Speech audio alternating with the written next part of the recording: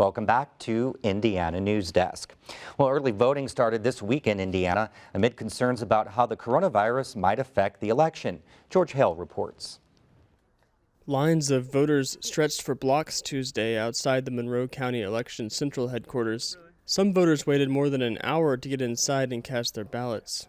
Outside, a representative of Indiana University's student government was calling on young people to make their voices heard, in spite of the challenges amid the pandemic. It is easy to feel distressed and saddened by the news and to want to just turn it off and turn away from these problems.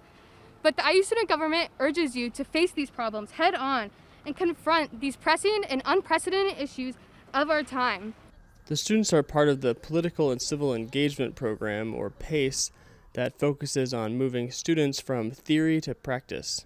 Voting is important, and that it's important to be able to get out on the first day to vote early and vote safely to make sure that your vote is counted.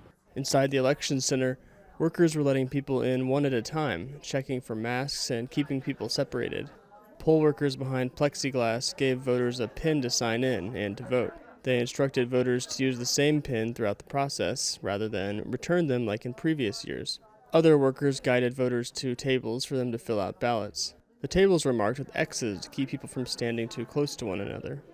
PACE Director Lisa Marie Napoli scanned the growing line of masked voters waiting outside the election center. I just love the intergenerational spirit that's happening, and that line is going pretty far around the corner there, and that's really amazing on the first day of early voting. In 2016 we were here, and we didn't see that on the first day. Compared to 2016, only about half as many 18 and 19-year-olds are registered to vote in Indiana. That decline is the worst in the nation. Some experts believe COVID-19 related challenges are to blame.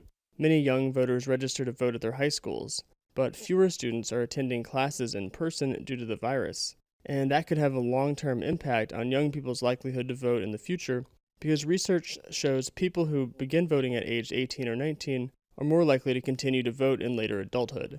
For Indiana Newsdesk, I'm George Hale.